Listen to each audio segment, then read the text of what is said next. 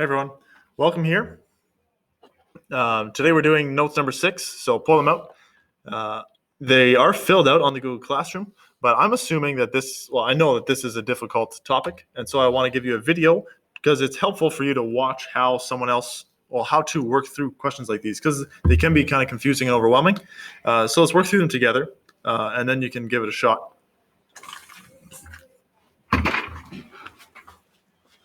So, here is question number 1. Well, let's just start off. Just so you know, this is in the notes because I want to let you know about endothermic and exothermic reactions. Endothermic just means it pulls in energy and sucks up energy, so it feels cold.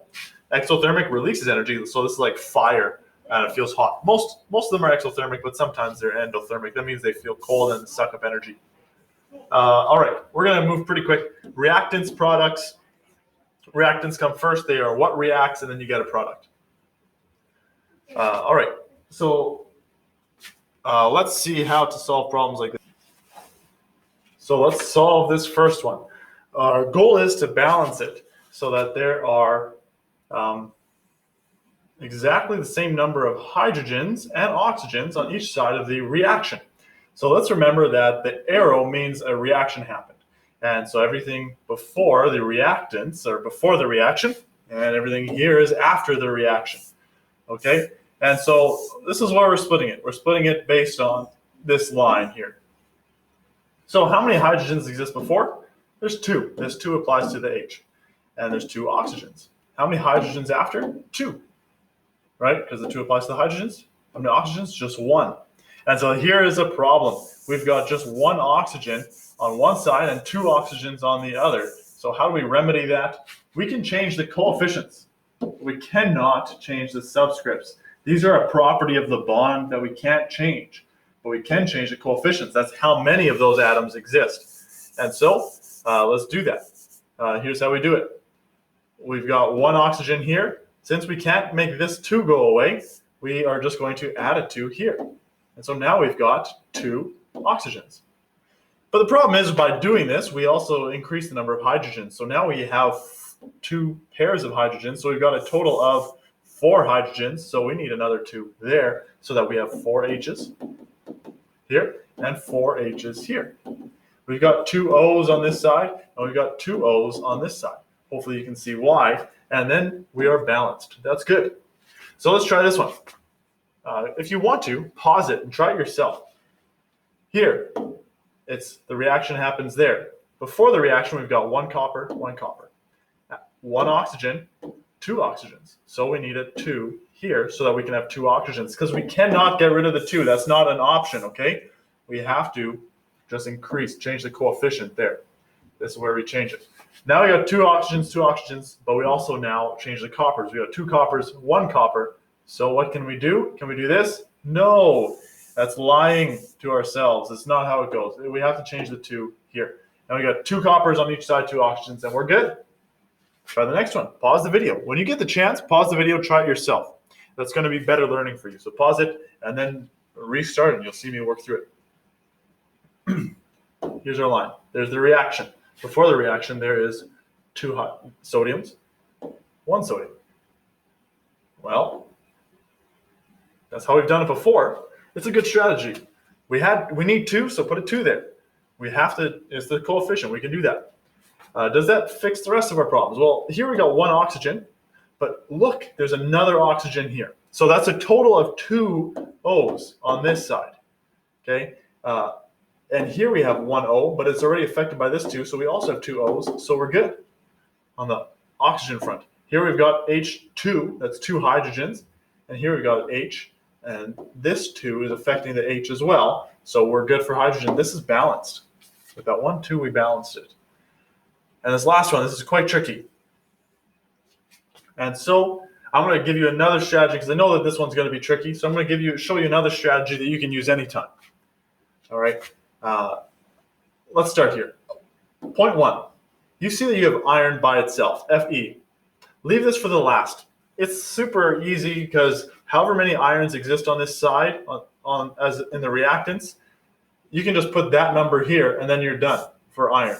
And so that's not too difficult. So we'll leave that for the end. So let's start off with maybe O's. How many O's do we have? We've got 3, 4. 4 O's. Well, here we got 2 O's after the reaction. And so we just needed 2 here, right? Then we've got 4 O's. So let's track this. I got O's, and then I got more O's after the reaction, right? And so this is before the reaction, this is after. And so before the reaction, we got 1, 2, 3, and 4 there. And after the reaction, got 1, 2, then I did that twice. So I've got 3, 4. So they're balanced. That's not too bad. Let's also do carbon. And so C before, and let's have a C after the reaction. So before the reaction, we've got 1, and after the reaction, we've got 1, but twice. So we've got 2 after the reaction, like that. Okay, well, like we do, we need more before the reaction. This is unbalanced, and so we put a 2 here to balance it out. Boom. And it looks like we're done, except that when we did a 2 here, we also affected this oxygen, right? And so now we have 1, 2, 3, 4, 5 before the reaction. All right. Well, why is this such a problem? Because now we got 4 after, and so if we want to increase this to 5, how do we do that? Well, we could change this, but it was a 2 and then it was 4. The next number is 3. We can't do 2.5. We can't change this. That's not allowed. And so all we can do is put a 3 here. But now we've got 5, 6 oxygens, right? 3 pairs. And so, yikes, now what? We got 6 oxygens. Another thing we changed is now we got 3 carbons, right? 3 carbons. And so it's just even more out of balance. Now neither of them are in balance. So it seems counterintuitive, but what can we do? We need 3 carbons on this side now, right here. And so we're going to change this to a 3. And actually, this solves all our problems. Now we got 3 oxygens here, 3 oxygens there. And so we got a total of 6. We got 3 carbons, and that's here. And we got 3 carbons here, and that's good. Okay, so it took a bit of work, but we got there. So you start putting in numbers, and you play around until you get there. Now irons, we got 2 irons here, 1 here. So if we put a 2 there, we're done, and it is balanced. Awesome. Now you've seen me work through a few, so try this one by yourself, pause the video, and then watch how I do it. All right, here we got 2 oxygens, 1 oxygen, so we needed 2 here. We got 2 magnesiums, 1 magnesium, so we needed 2 here. Double check. Magnesiums, 2 and 2. Oxygens, 2 and 2, right? So we're good. This is done. Okay, try this one. I'll get you started here, but if you think you know what to do, pause the video, try it. But essentially what we got to do is we got to just write it out. Sodium is Na, and chlorine is Cl. Now these are both individual atoms, so we have to be thinking about our buddy Hofbrinkel. Okay, and so anytime we write an individual atom like this, we got to think, is it part of Hofbrinkel? Na is not. This is N, not Na. So no 2. Cl is right there. And so we have to put a 2 here. Okay, this is why we learned about Hofbrinkel. Before, we didn't really know why we were doing this. Okay, but apparently there's this rule. This matters for balancing, right? If this is a Cl2, that means we're going to need 2 chlorines on this side at least, right? And so this is where Hofbrinkel really comes into play. This is why we learned it. Anyways, after this reaction, we get sodium chloride. This is NaCl. But we got to be careful because this is an ionic bond, and we spent some time learning about how ions bond. We have to consider when we go from a name to a formula, we have to consider what the charges were. Sodium on the periodic table is in the first column, so it is a 1 plus. Chlorine is on column 7, so it's 1 minus, which means they bond 1 to 1, so this is actually good. We ended up being right, but we had to double check. All right, and now we balance, and the way that we balance, we are no longer able to change these numbers, okay, the subscripts. Now they are set in stone, now that we figured out the bonds, and now we change the coefficients. And so Cl has 2, so we need a 2 here. So we do it there. We can't do it down there because it's 1 to 1. We already figured that out. But now we got 2 sodiums, and so we can change this, and now it's balanced. Okay, so try the same thing for this one. All right, try it out. Pause the video and try it out. Here's how we do it. Iron 2 oxide. I know this is an ionic bond, so I want to, right before I do anything, figure out what the charges are so I can do it right. Iron 2, okay, this is on our red sheet. It had, on our ionic bonding, this is a 2 plus charge. Oxide is for oxygen, and it has a 2 minus because it's in the 6th column. And so we know we would write this FeO because they're the same charge. And then we write out Fe, not part of Hofbrinkel. This is fluorine, not iron. So close, but no cigar. And oxygen is part of Hofbrinkel, so we write the 2. And now this we've really seen a lot. This is just like all the ones that we've done so far here, right? It's where we've got O2, which means we need a 2 here, and then we got 2 irons, which means we need 2 irons here. And then we are balanced. We've written it out. As you can see, we're doing everything here. We're doing ionic bonding. This was one of our first lessons, right? We're doing, what else? And we're doing balancing. The next one is really we're doing everything. And so it all comes together all at once. Hofbrinkel.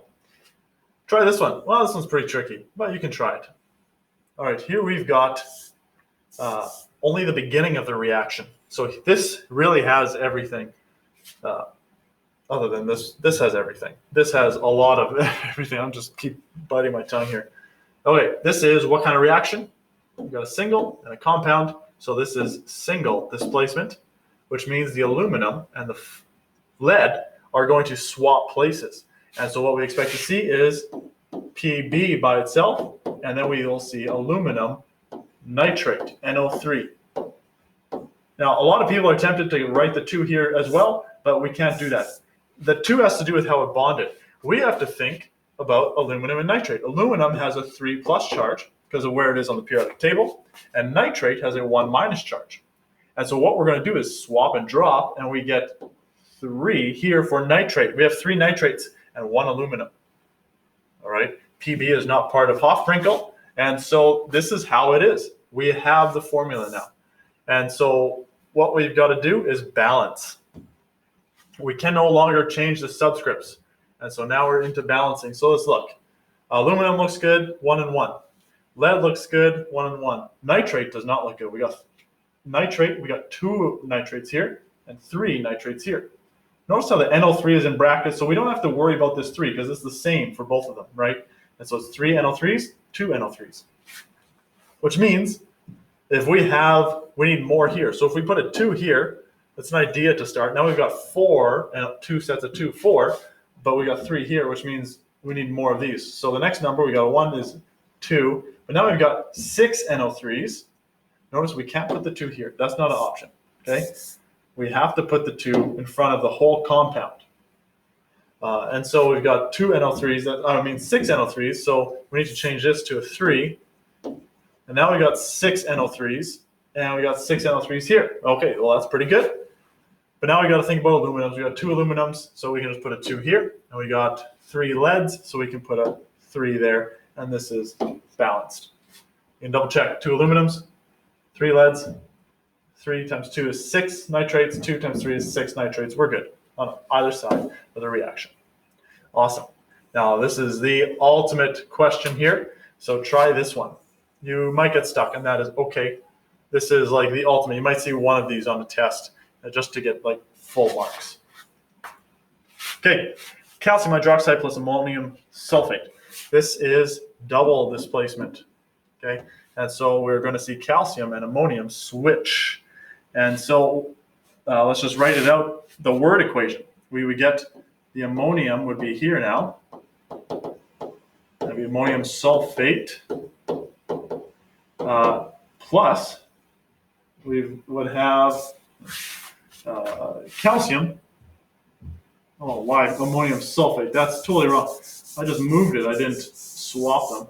It'd be ammonium hydroxide and calcium sulfate. Okay, now here's what I would advise you to do. Right away, we know we're going to do ionic bonding, so right away find the charges. This is something doable that you can do, okay? Break it into small steps. So we've done ions before, so just figure out what the ionic bond for each of these is. Small steps. Calcium on the periodic table is in column 2, so it's got a 2 plus charge. hydroxide on your paper has a 1 minus charge. Ammonium, hey, that's also on your paper. It's the top one, and it has a 1 plus charge. This is the only polyatomic ion with a positive charge, and so it acts like a metal. Kind of neat. And sulfate has a 2 minus charge. And so we've seen these all before, so we can just write them here just to save us time later. Calcium is 2 plus and sulfate is 2 minus. And now we can do the bonds, and we've got the charges there. So it's going to make it a lot easier, just doing that simple step of taking a little bit of time. It should be relaxing, something you're good at. And so then we take calcium and hydroxide, CaOH, and we got to just swap and drop. So put brackets around the OH and put the 2. You got to swap it to the other side, and we get CaOH2. That 2 came from here, and it goes to the hydroxide. Swap and drop. And ammonium is NH4, and sulfate is SO4. You don't have to do brackets around SO4 in this case, because the 2 is going to go swap and drop with ammonium. Make sure you have brackets around ammonium because of this 2 here. Sulfate has just a 1. You don't need the brackets. It doesn't hurt. And then you write these ones. NH4 for ammonium and hydroxide. This is a 1 and 1. And so no extra numbers. And then we've got calcium. That's Ca, sulfate, SO4. And 2 and 2, they're the same. So no extra numbers. And here we go. We've got the skeleton. This is called the skeleton equation. And now we can balance. So these subscripts are set in stone. These are how they will bond. And now we try to balance. So what we look for is calcium. Calcium has 1 and 1. That's good. Hydroxide, 2 of them. And here we just got 1 of them. And so where do we put the 2? We put it here to balance. Okay, 2 hydroxides. Now we got 2 hydroxides. See that? If you want, you could throw brackets around here to really emphasize we've got 2 hydroxides. We've got 2 ammoniums on this side, and now we've got 2 ammoniums. If you want to put brackets to emphasize, you got 2 ammoniums on this side as well because of this 2. And we got 1 sulfate and 1 sulfate. This is balanced. That's all we needed to do. We just needed this 2 there. So hopefully you see the steps. This has everything in it. It's a very tough question, but we have all the steps. It's just a matter of knowing what order to do them in. So there's the lesson that we did today. Very tricky stuff. This doesn't come easy, and so you need practice. So what your homework is to practice. Start off by practicing doing that exit slip that I put on the chemistry review or chemistry material paper. Take a picture and send it to me. If you're working from home, I want to see it. This will help you to have some confidence that you're balancing correctly. Okay? And it gives me an opportunity to give you some feedback. And then once you've done that, work on the assignment. That's your homework for tomorrow. Do as much of the assignment as possible. If you have questions, just email. I would love to hear from you. So email when you got questions. Let me know where you're at and get some practice in. And then once you're finished, then try to send that to me so that I can mark it and give you some feedback again. All right. Hope that helps.